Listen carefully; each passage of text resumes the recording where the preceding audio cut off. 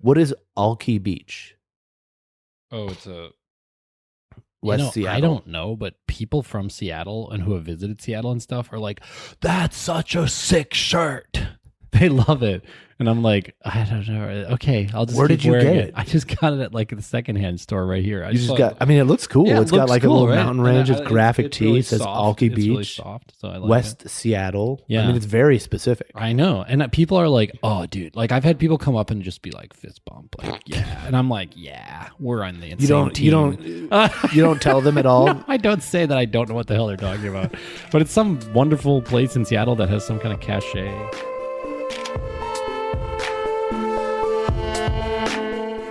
Welcome, everyone. Welcome. This is Solutions for the Multiverse. I'm Scott Maupin. My name's Adam Braus. Every week we show up with a new solution pulled from another universe where the problem has already been solved. Portal opens. Adam We grabs emerge. and brings it and tells us some new stuff. And Scott is a generous skeptic. He is willing to listen, but also willing to say, We'll see. "Isn't that bullshit?" Always. That's, I mean, and then we can, and I try to convince him, but I also try to be reasonable, right? You look, know? I'm trying to advocate for the audience. And I'm the always, audience surrogate. and I here. should say, I don't always purposely like I don't necessarily believe all the ideas. Sometimes I do. Today's I do. Today I absolutely will believe it. But I try not to. Which of these ideas do you fake bring for me? You know, I mean, didn't you say you wanted to make like a chainmail suit out of foreskins? Like, you don't believe that. So we don't believe everything we say. I'm wearing one right now It's underneath your sweatshirt right now. I was going to say, there's been a God development damn since it. last week and this week. It's really comfortable. You got a good moil hookup? That's so gross. Why did I have to bring it back to that? I've been to 3,000 brisses. You always bring it back to this. No, I didn't. Yes, you do. You always. I'm blaming. How is that Damn, mine? okay, it was me. All right. Wait, okay, I have a solution.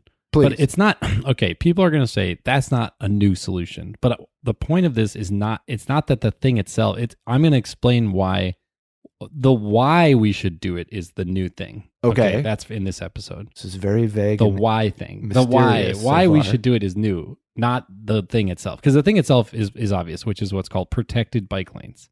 Protected bike lanes. Yeah, that just means a bike lane that with security guards armed. Secret standing. Service, what it's like to Secret Service. Yeah, they just stand there, glasses. If you try to like move your car, they're like, "Hey!" They just jack your car over. They say, "I don't think so." Out of here. They're bouncers, essentially. No thanks. And it's every like 25 feet down the bike lane. There's just a bouncer. It's a new guy Yeah. with sunglasses on, even at night, just like looking stern. They do not smile. Sunglasses at night is a power move. That's a power move? Seriously, yeah. And then you have to have a power tie on too. Look at that guy. He's exuding power. Sunglasses It's at a night. powerful night sunglasses tie man Is standing by a bike What lane. else are power moves that we could all stack together? I don't know. Big cowboy hat, sort of a power move. Big hat. Cowboy boots. Yeah. Yeah. I mean, there's power moves that I think of where like the hand crusher, like when you go to shake hands and someone like grabs too much of it and like pulls too hard and they're just like, "Look at my handshake," and you're like, "Come on, what are you doing?" I think that's a weak move. I think that's a real weak move in my opinion. Like when I meet someone like that, I think that's an insecure person. Or they have to do that. That they're like, "Man, I've got." You know, side solution. I used to have to teach Asian people how to shake hands because I was working in Asia with college sort of high school college age students, and they were having to. This is pre-COVID, right? Yeah, wait, this is a long time ago. Yeah, this is like 10 years ago. But they needed to learn because they bowed, you know, and they didn't know how to shake hands, and so they gave these horrible limp fish, you know, terrible handshakes. Sure. So I had to teach them how to shake hands, and I learned from Googling how the perfect handshake. And I'll tell you all right now as a mini solution. Please. When you shake hands, I mean, you just you extend your hand normally, right? And then, but when you squeeze, you actually should listen with your hand to how much they're squeezing your hand, and you should squeeze up to the amount that they squeeze. That is the perfect handshake. It's like a responsive, present. It's being present in the handshake. So if it's a tiny little grandma and she just crush that holds hand. Just snap the bones. Break those bones, grandma. Yeah. But if she just holds your hand like she's holding a little piece of paper, then you just hold her hand like it's a little piece of paper, and she'll think, that's a lovely person. But if it's like the crusher, then you squeeze, and as he keeps squeezing, you keep squeezing, and you match his crusherness. No, because then he'll be like, I respect that guy. Yeah, he'll really like it because he'll see you as like, as having matched him. And the same thing with everyone else who's not either a little granny or a weirdo, big, strong guy. You just squeeze until they stop squeezing, then you stop squeezing. It's actually quite like you're really connecting with the other person, almost like Avatar, where their hairs go together, just like Avatar. Their hair ponytails go together. It's like that. That's how we should shake hands. We should try and mix our fingers like the Avatar hair ponytails. People are like, "What are you doing?" I'm like, "This is a better handshake. Just try it. I learned it from a Navi friend. And then say, "What is the Navi? I see you. I see you." And then we could just say that in English. I see you. What about the guy who... That is so gross. Oh, that is not. Adam is right now demonstrating with his own hands, and it's not an attractive gesture. It's not good. We should never do that to anyone. It reminds me of the Hot Dog Fingers universe in the Everything Everywhere All at Once. What a creative movie. And that whole part. Yeah.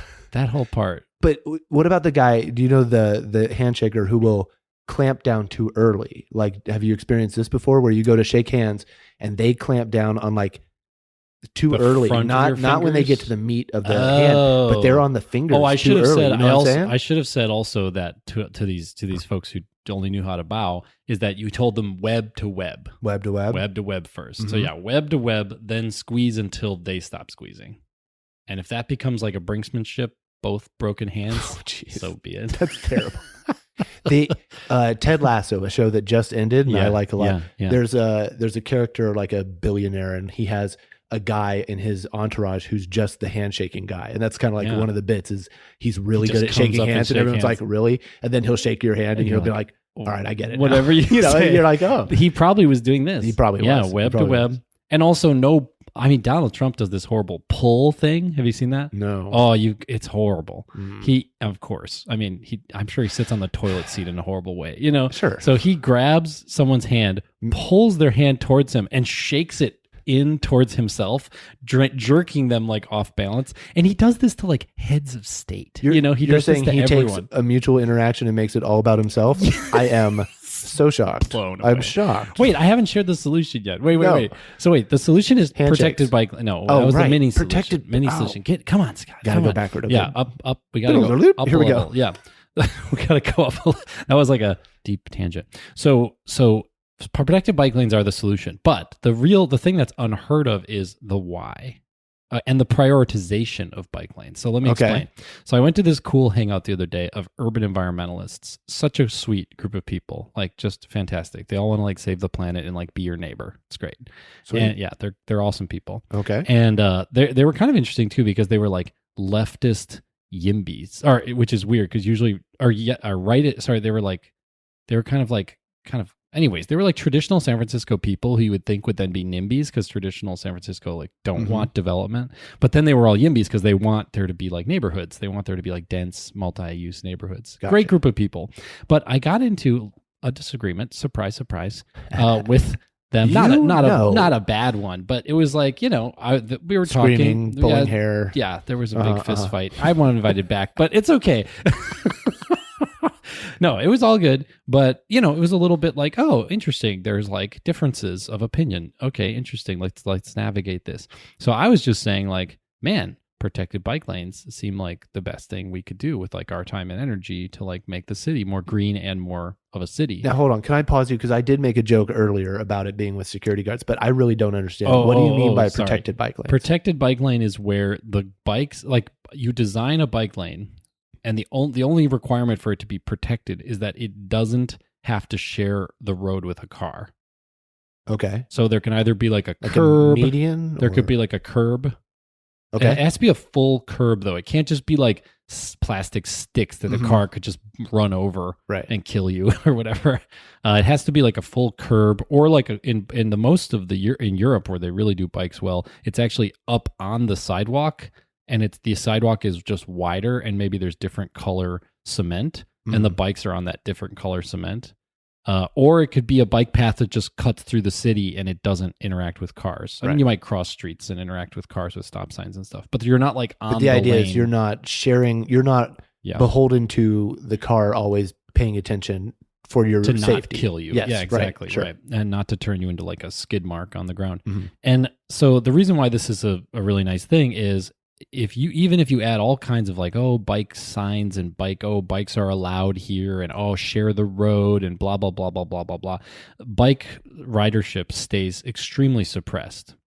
But as soon as you present protected bike lanes, it's been proven in multiple cities, especially Portland is where we have the best data from, which Portland is like a 4-season city. Like there's winter, there's, anyways, as soon as they put in protected bike lanes all across the city, bike ridership like quintuples, like overnight, very quickly. Okay. And not only quintuples, I'll add for listeners who are interested in this, it actually massively diversifies the bike cyclist community. How so? What do you mean? By age, by ethnicity? Exactly. What are you age, ethnicity, and gender. Okay. All three, the big ones. Yeah. So if you go today and you ask, like if I've, you can do this anywhere, in a city that doesn't have protected bike lanes, just look around at the cyclist population. It's mostly white dudes, and that's not good. You want it to be a diverse group. Sure. And if you go and you ask a woman or somebody like, hey, why, do you want to bike more? Like, do you like biking? They'll say, and this is like all the time, they'll say, I love biking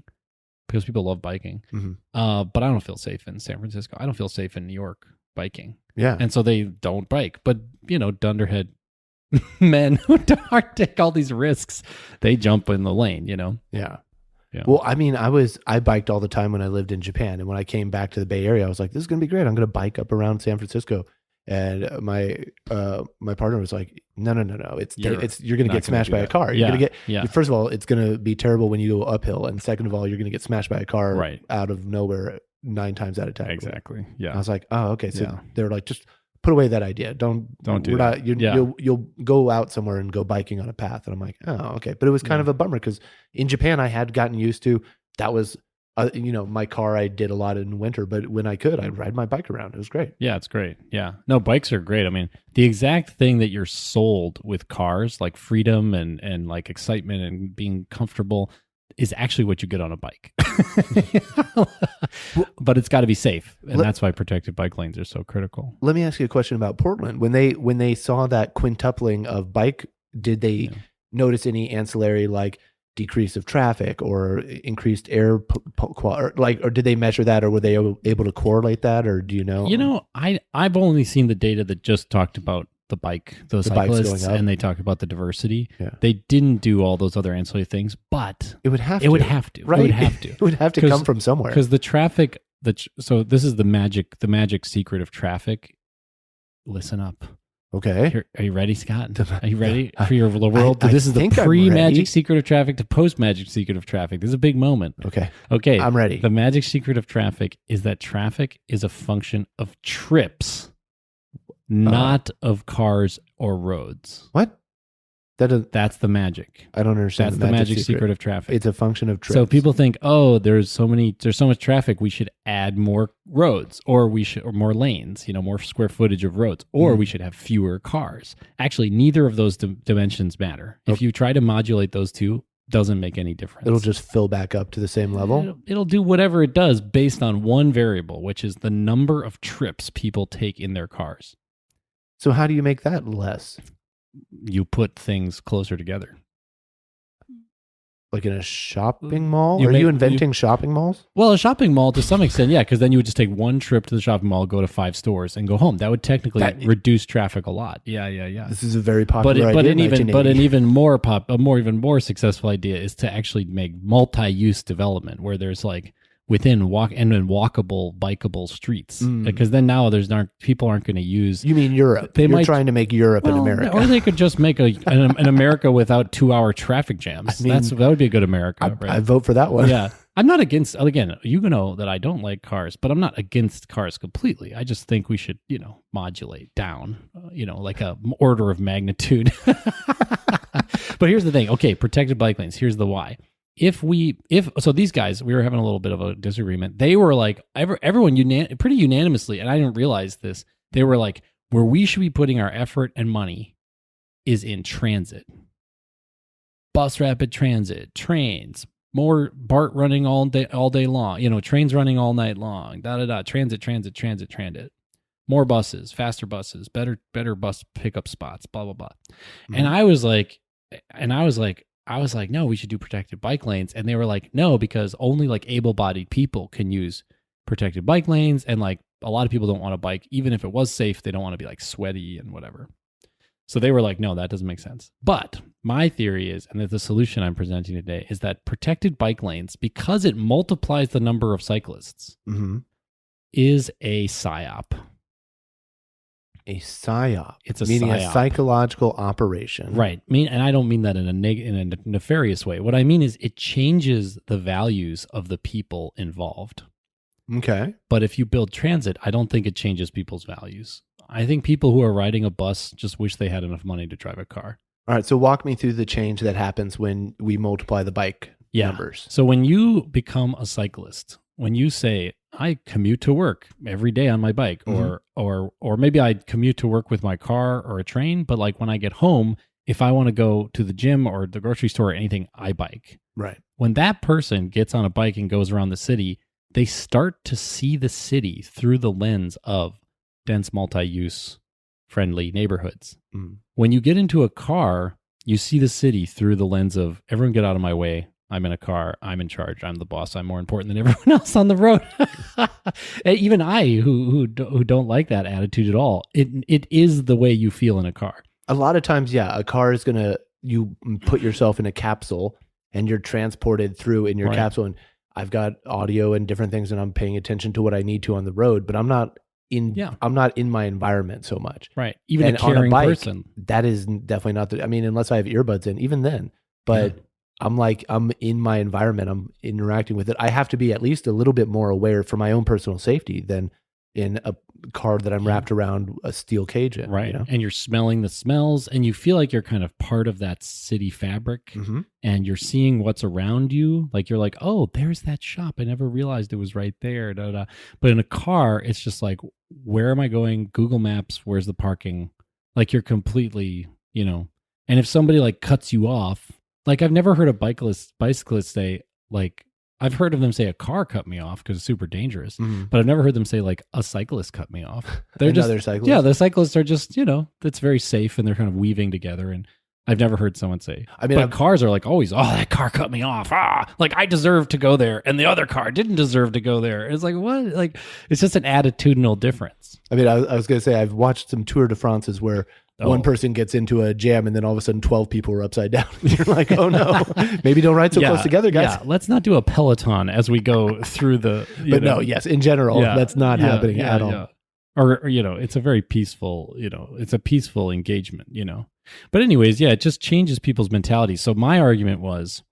And my argument is if you try to fight for transit, you get big pushback. Oh, it's going to be expensive because transit is so expensive. Got to buy new trains, got to lay new tracks. Billions of dollars, millions and billions of dollars. Huge, huge expenditure. And so when you fight for it, there's a big opposition.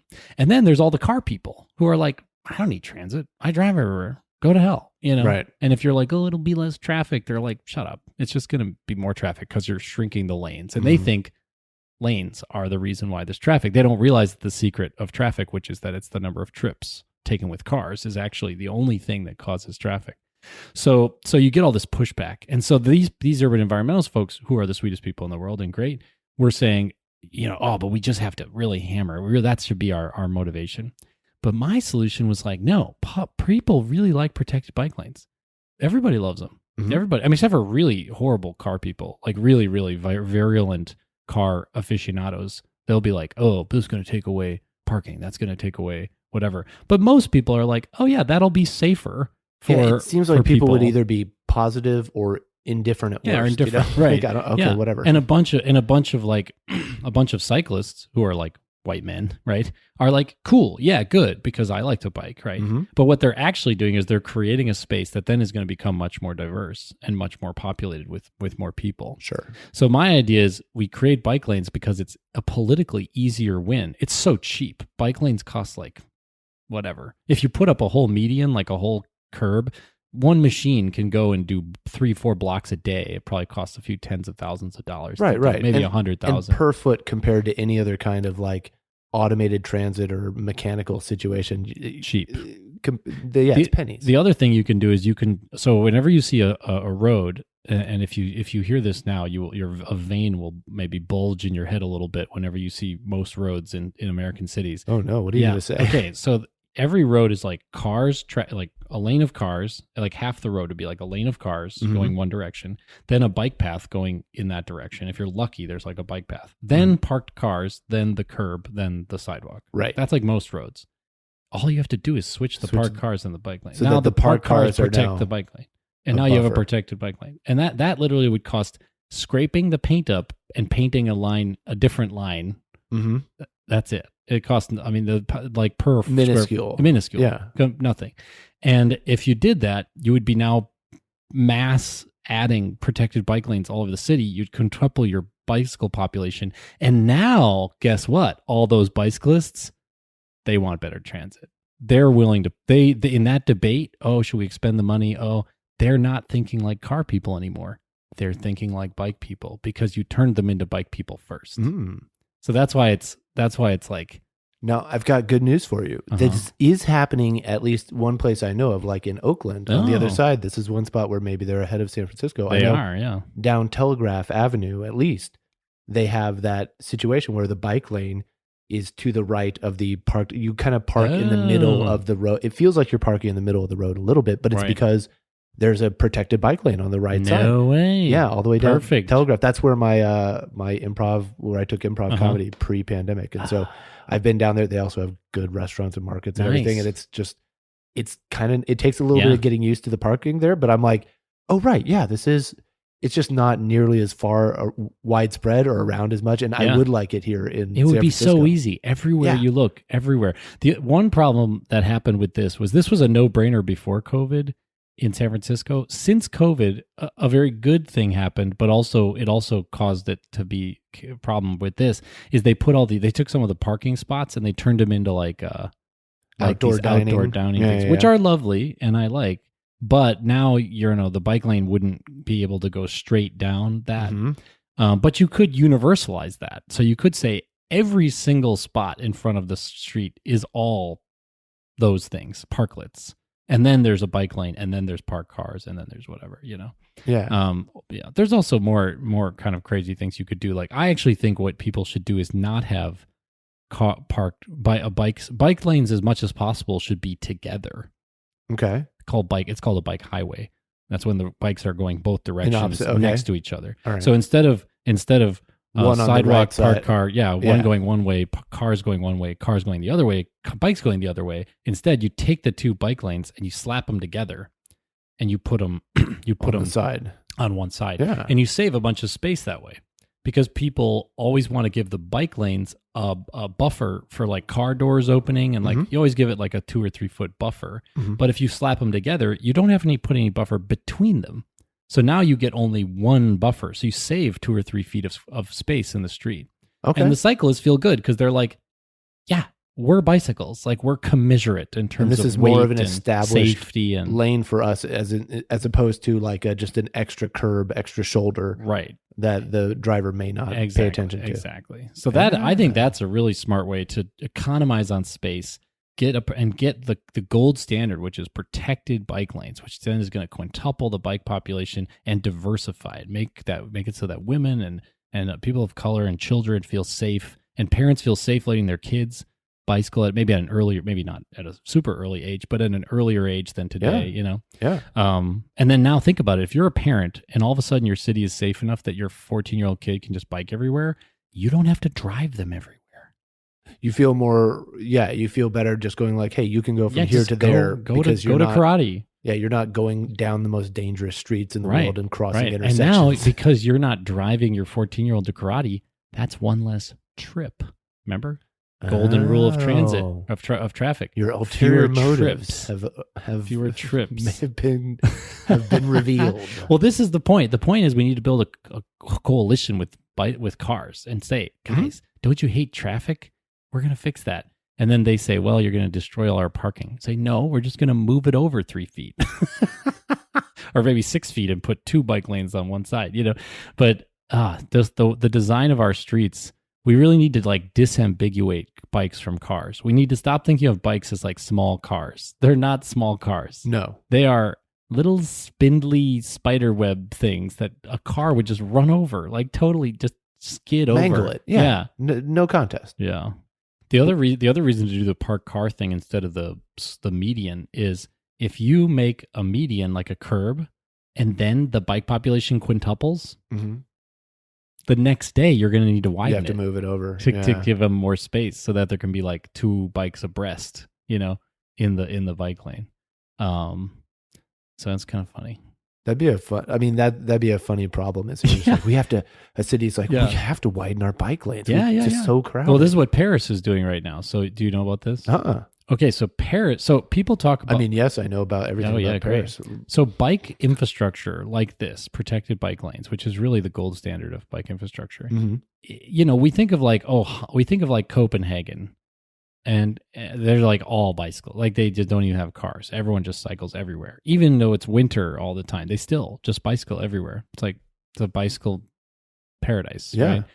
And in Holland, we think of the same thing. Holland is just like a bicycle paradise. Sure. So it turns out Holland only created this in the 70s. And they did it with one campaign that started kind of the flywheel running, and then it just snowballed. And the campaign was, don't kill kids. And the argument was, we need to protect pedestrians from deaths from being hit by cars. Okay. And they said, and from that, they built protected bike lanes, better pedestrian crossings, controlled, so that people were safe. And if anyone was against it because they loved cars or they loved whatever, they wanted to go a little faster, they would just say, do you want to kill kids? Yeah, right. Right. That's a way to position where you're like, if my side is don't kill kids, then anyone opposed has to be on the do kill kids side. Exactly. Good luck with that. Yeah, it was really smart. And so then they started this thing, and then that created this snowball, this flywheel where people become cyclists, and they're like, I love being a cyclist. Like they love it. As soon as you get the culture spreads. Yeah, and then it's like, well, let's build more and build more and build more and build more. So it's the slippery slope of protected bike lanes happened in Holland, and it also happened in Paris in the last 5 years. So in real time, we can look at Paris. Paris pre-COVID was some of the worst air pollution in the country in France. Yeah. It's just this like big blanket of smog. All those people leaning on buildings smoking with their berets on. That's 90% of the air pollution, I'm sure. And all the ovens baking with their scarves bread. and... just the worst. That country, they've got to clean up their act. No, but I do know that they had a bad everywhere. Beijing, Paris, these places have like bad air quality. That's not anymore. Mumbai or not whatever. Anymore. Paris has, in real time, in 5 years, has converted bicycle infrastructure in almost entirely. And now they're headed towards like being like a Copenhagen or so like an did they have Amsterdam. a don't kill kids of their own, or what? How did they do that? What they did is they elected a socialist mayor, and the socialist mayor was like, cars are a waste of money for the working class, because they are. A car costs about $750 on average per month to maintain and to own. People don't think that, but that's what AAA says. AAA says the average cost of owning a car is $750 a month. Oof. So the socialist was like, well, what if working families had $750 more in their pockets every month? That's a huge amount of money. I mean, that's huge. That's like your whole groceries and half your rent in one, just by avoiding having to have a car. So as a socialist, it makes a lot of sense to say, well, how can this improve working families' bottom line? Well, if we can build infrastructure publicly that requires them to not spend $750 a month, they do that.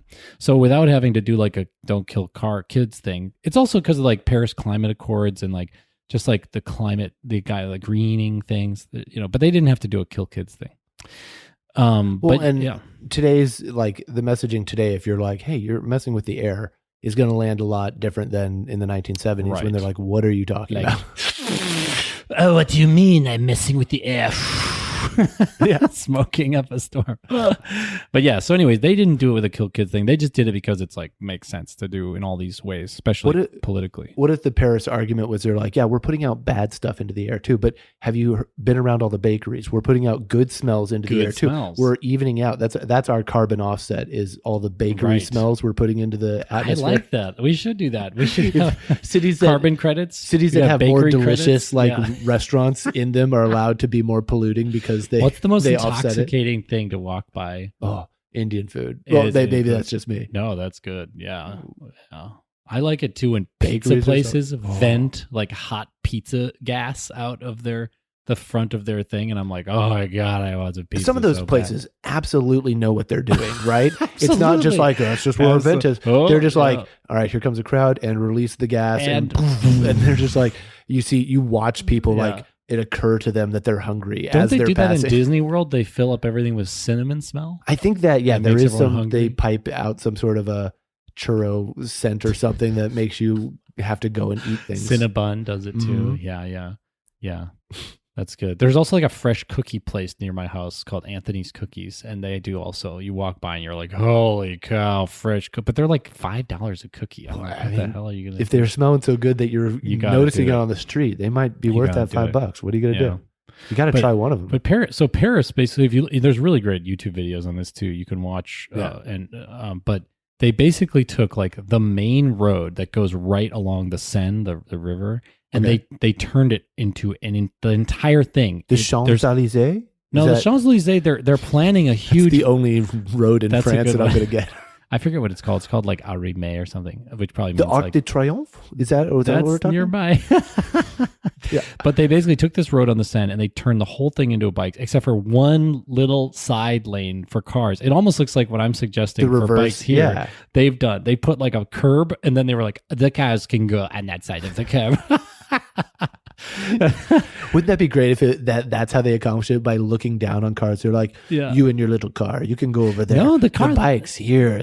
But you have to understand, you should not think of the French in Paris as like the Dutch, who already love bikes. This was a transformation of a city where everyone had cars. People love their cars. They have car culture, and then they became a bike culture because this flywheel, because when you build protected bike lanes, you create a snowball effect that rolls out of control in a positive way and creates this amazing cycling culture. So you can look at it now, and over COVID, so I should say they were a bit opportunistic during COVID. So this socialist mayor, somebody was opportunistic during COVID, but in a positive way. So basically, when COVID happened, everyone was inside. There was no traffic, and they were like, bah, bah, bah, bah, bah, bah, and they got rid of parking, and they put up all these bike lanes everywhere. Whoa, yeah, that's a good use all over the city. I'm okay with that. And so now, as the city's coming back from COVID, you can look. It's becoming like a Holland or like a Copenhagen. Cool. Yeah, it's really cool. But what it is for me, I think, for San Francisco especially, because we're kind of like a Paris-like city, is like, let's use their playbook. I mean, maybe not the opportunistic, sneaking it by during a pandemic, but let's build protected bike lanes everywhere. Oakland is also the leading city for this. It's funny you bring up Oakland, because actually, by the data, Oakland is the best city for this. Or getting there in terms of transit and cyclists involved in the transit. Adam points at me for that because he lives in San Francisco. I live in Oakland, so I'm the Oakland guy. Portland is also a major city for this, and Madison, my hometown, is also a major city for. How is West Seattle with it? Like the Alki Beach area. Just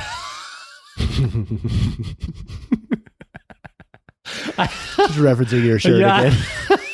Oh, dude, I love Alki Beach. Yes, the bike lanes are so good. I did a really great bike ride around Seattle and really loved it. I went through the Gasworks district, and Seattle and Portland seem like they would be pretty good spots for this. Yeah, they could be so much better though. Everywhere in America could be so much better. Yeah. But yeah, we should have a bike lane. What do you think about this plan? Here's my solution. So you know how drinking and driving is illegal, right?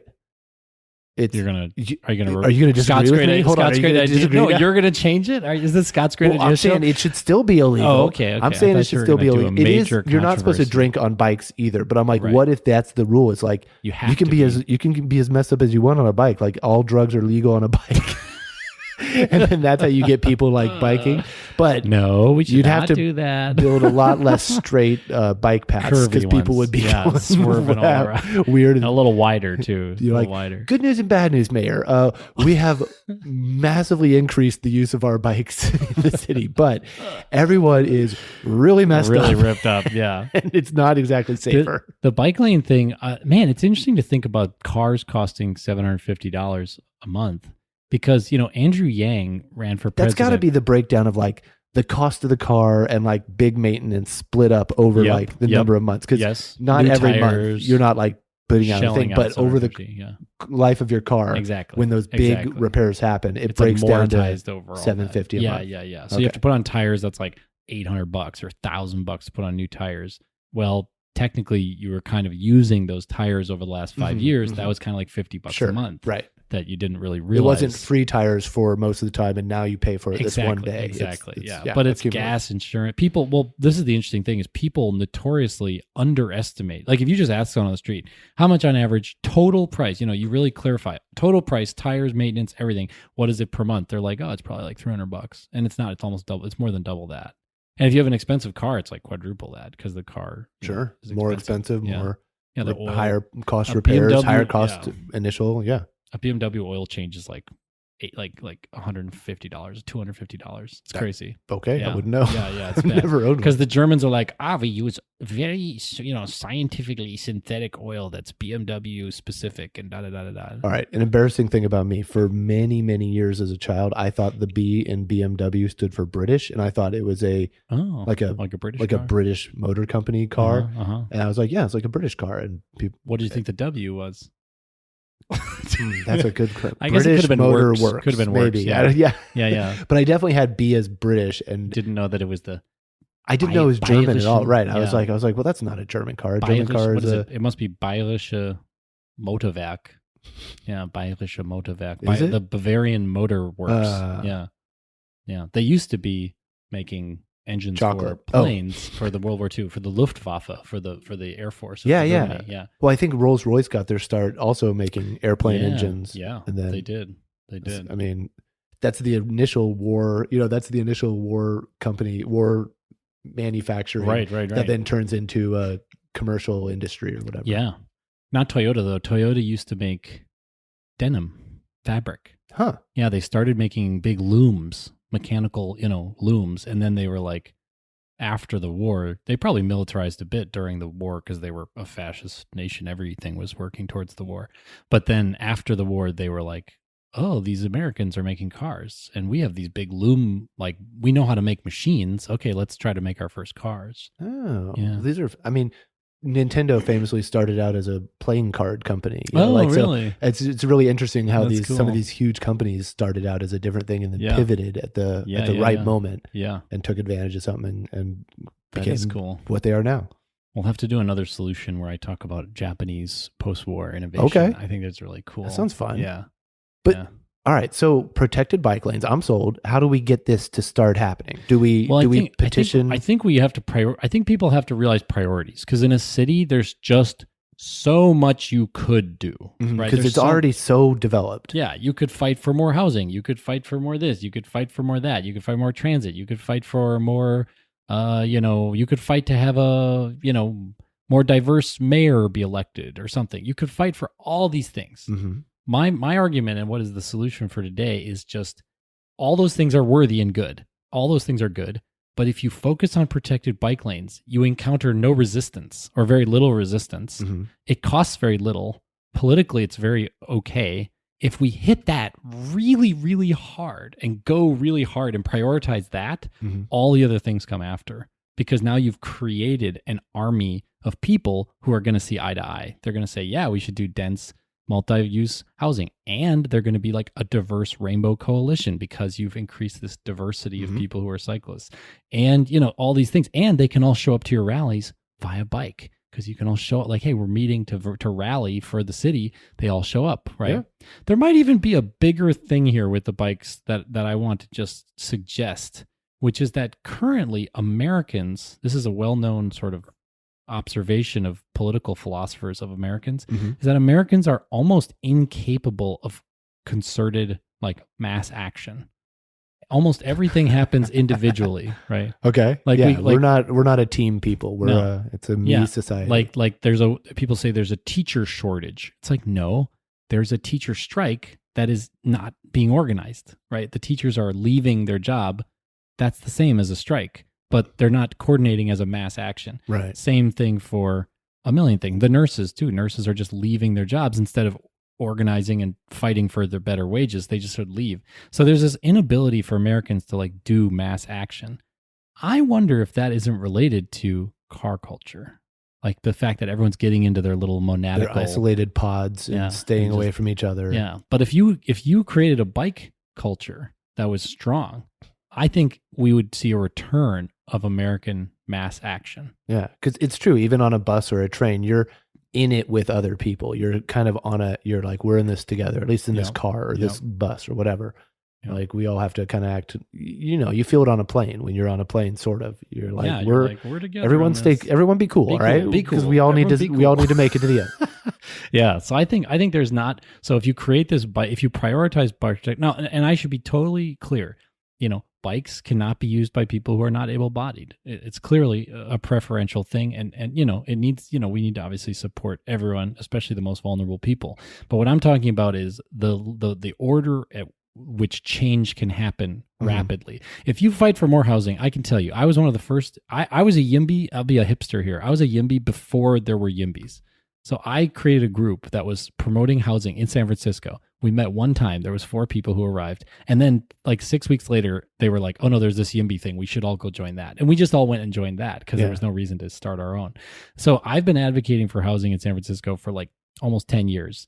And I can tell you, there is absolutely stiff opposition. Millions of dollars, tons of people. The average man on the street does not think there should be more housing in San Francisco. They think, it's complicated, I don't really know. Or they think you're a monster, you're going to Manhattanize San Francisco, blah, blah, blah.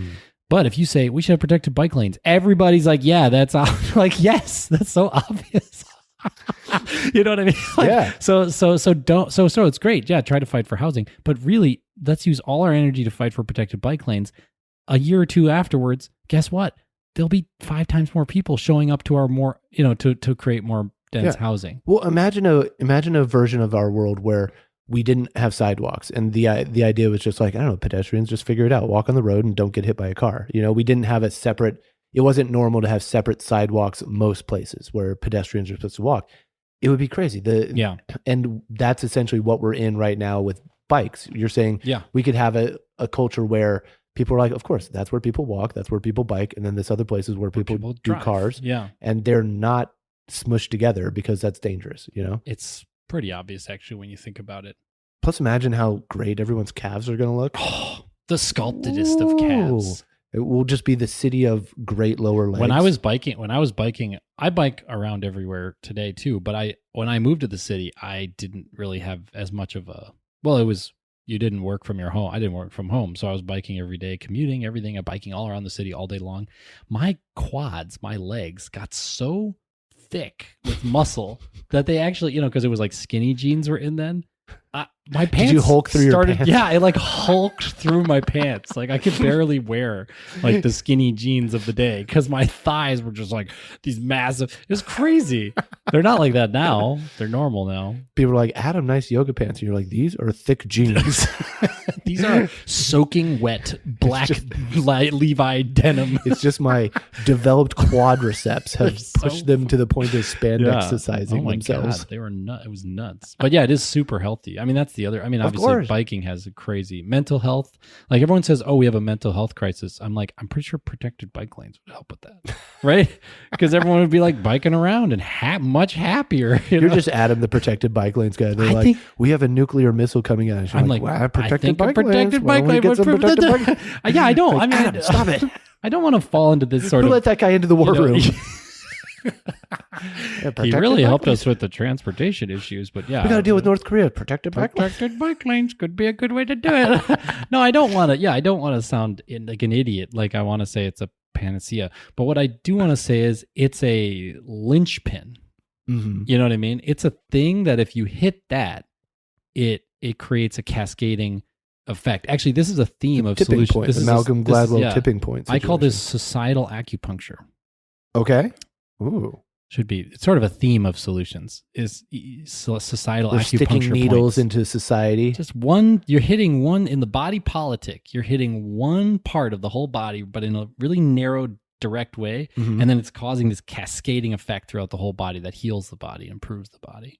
Nice. Yeah. Societal acupuncture. Societal acupuncture. Yeah. I've never done acupuncture. Never? Never. Oh, you have to do it. It's so great. I'm not opposed to it. I just haven't. Go do it. Didn't grow up around in Kansas. There's a place right here in right here up the street that does what's called community acupuncture. Okay. And it's super affordable. It's like $40 a session because you're sitting around a room with a bunch of people. You're all in the room together with like needles in your face and hands and stuff. I was just going to say, now I've also never seen Hellraiser. Should I watch Hellraiser? Same thing. Before, like, do I need to have experience with Pinhead before going to the acupuncturist? Pinhead. Wow. Yeah. What a really creepy acupuncture villain. Acupuncturists probably love that dude. They're just like, of course. Like, you should Freddy ask Krueger, no thank you. Can you bring in hairstylists love Freddy Krueger and acupuncturists love Pinhead. When you go to the acupuncturist the first time, you should bring your recording equipment and be like, can we record this conversation? And they'll be like, sure. And then then ask them about it. Pinhead for Hellraiser, see what they say. And they'll be like, get out right now. No, they'll be like, well, no, they're so nice. Acupuncturists are the nicest people. You know, there is an acupuncture point, and I know consistently, if you say to them, I'm having trouble sleeping, they will give you the unicorn point. They'll put a needle right between your eyebrows, like half an inch up above your eyebrows in the middle of your head. You don't have to tell me what a unicorn point is. No. It's so obvious. So where a unicorn horn would be on a human? They put a needle there, and I swear to God, you could have that at 10 in the morning. When you hit 8 p.m. that night, you are going to be sawing logs. It's crazy. Like anyone who thinks, oh, acupuncture, I don't really believe in that. Just go in and say you're having trouble sleeping. They'll give you the unicorn point, one needle. 6 hours later, you will be asleep, and you will sleep 10 hours that night. It is crazy. Well, do they have a reverse unicorn point for people who have a hard time getting up in the morning? Because that's I can sleep like a champion, but like I don't want to wake up in the morning and go to my things. They probably do that. Yeah, you'll say, hey, I'm feeling lethargic in the morning. They'll probably go like bop, bop, bop, bop, bop in your ears and feet and stuff. And then you'll wake up the next morning like, you'll just do like a double handspring out of bed and be like, yeah, I think a bunch of needles in my ears would make me wake up for sure. It is a bit freaky, but they're really skinny needles though. It's not like puncture needles. Yeah. I'm aware. I'm being a little silly, but I haven't actually done it. I would be interested. That I haven't done. Maybe we should do it. I haven't done. Like, that's stupid. Cup. Don't do that. What? I've heard great things about cupping. The science. There's no science. I just like that it puts these big old bruises on people's backs. I think that's pretty funny. Looks like they're. I got a baseball bat you could use. We'll turn someone's back into it. Looks like they're a dice that rolled 6 or something. Like they've got all these big circles. Oh, God. Okay, should we leave it at cupping? I think so. Protected bike lanes are the solution to every problem in the world. Let's do it. That's it. Let's do it. Everyone protect your bike lanes. Protect those bike lanes. Right. And we'll see you again next week. Take care. Thanks, everyone. Bye. Bye.